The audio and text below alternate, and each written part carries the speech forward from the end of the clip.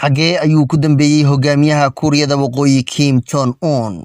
Si marunba in uu geeriyooday hogaamiyaha dalkaasi. Maxaa se ka ogtahay xogta ku saabsan in uu geeriyooday iyo in uu xanuunsanayo hogaamiyaha dalkaasi? Si hadiiba ay dhacdo in uu geeriyooday kala wareegi doono xukunka dalkaasi, waxa maalmihii la soo dhaafay aad loo hadalhayay xaaladda caafimaad iyo halka uu ku sugan yahay hogaamiyaha Kuuriyada Waqooyi ee Kim Jong-un.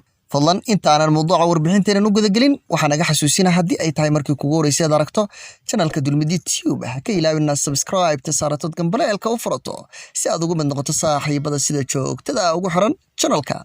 Muuqaalkana like saar waayo like waxay noo muujinaysaa in aad ka heshay muuqaalka. wixii fikri ah aad qabtana ee ku aadan xogtan commentiga hoose waad nagula wadaagi kartaa siina share gare oo la wadaag asxaabtaada. mahadsanida.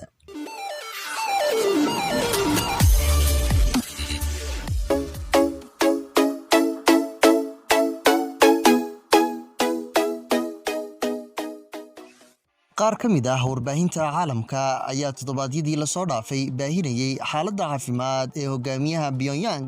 telefishan lagu magacaabo HKS TV oo fadhigiisu yahay Hong Kong ayaa ku soo waramay in uu helay xog muhiim ah oo muujinaysa in uu geeriyooday hogaamiyaha Kuuriyada Waqooyi ee Kim Jong-un. wararka la xiriira geerida Kim Jong-un ayaa sii xogeysatay toddobaadkii la soo dhaafay kadib markii bog ay wax ku qoraan dad ka soo baxsaday dalkaas lagu sheegay in Kim Jong-un uu u geeriyooday xanuun hayay tan iyo bishii August ee sanadkii tagay. agaasimo ku-xigeenka warbaahintaas ayaa sheegay in ila lagu kalsoonaan karo ay u sheegeen in uu geeriyooday hogaamiye Kim Jong-un, balse ma jirto cid si madax banaan u xaqiijin karta wararka uu baahiyay telefishankaasi. hore ayaa marar kale oo badan shaki loo geliyay xaaladda caafimaad ee Kim Jong-un. wararka la soo dhexmaraya ee ku saabsan in uu geeriyooday Kim Jong-un ayaa soo baxay kadib markii la sheegay in uu ka baaqsaday ka qaybgalka munaasabad sanad walba lagu maamuuso sanad guuradii ka soo wareegatay dhalashada aabihii oo ku beegneed 15kii bishan Abriil. Kim Jong-un weligiis kama uusan baaqanin munaasabadda xuska aabihiis, wayna iska muuqatay in uusan si sahlan u go'aansan karin in uu ka qaybgali waayo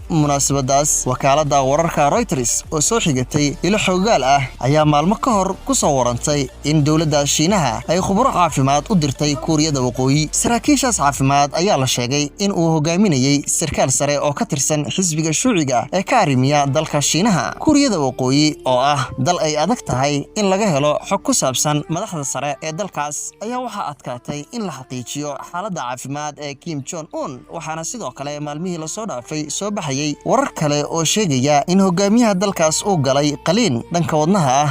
waxaa sidoo kale soo baxay warar kale oo sheegaya in Kim Jong-un uu nool yahay. dalka ay dariska yihiin Pyongyang ee Kuuriyada Koonfureed ayaa beeniyay wararka sheegaya in uu dhintay ama uu xanuunsan yahay hogaamiyaha dalkaasi. Moon Chun-in oo ah sarkaal siyaasadda arimaha dibadda kala taliya madaxweynaha Kuuriyada Koonfureed ayaa warbaahinta CNN ee dalka Mareykanka u sheegay in Kim Jong-un uu nool yahay uuna caafimaad qabo. ka dowlad ahaan halka aan arrintan ka taagannahay way caddahay ayuu yiri Moon Chun-in oo intaa ku daray 13 bishan Abriil uu Kim ku sugnaa deegaanka Wonsan, sidaas darteedna aysan jirin wax keeni kara shakiga ah in uu geeriyooday Kim Jong-un. sidoo kale saraakiil ka tirsan dalka Shiinaha ayaa wakaaladda wararka ee Reuters u sheegay in wararka sheegaya dhimashada ay yihiin been abuur oo uu Kim Jong-un uu nool yahay. markii ugu dambeysay ee la arkay hogaamiyaha dalkaas ayaa waxay ahayd 12kii bishan Abriil. warbaahinta dalkaasna aysan sheegin ilaa iyo hadda halka uu ku sugan yahay. ma ahan markii ugu horeysay oo sidan oo kale fagaarayaasha laga waayo hogaamiyaha Kuuriyada Waqooyi. sanadkii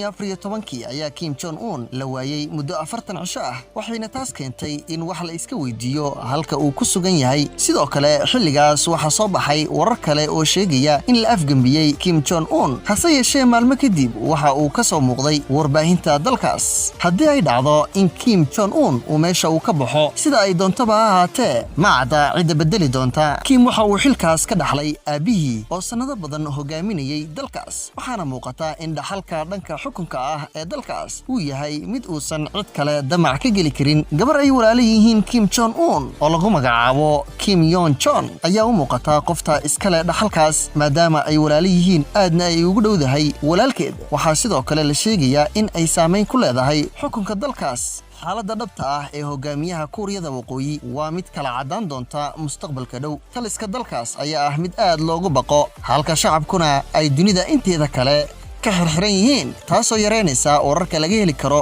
gudaha dalkaasi ee Pyongyang.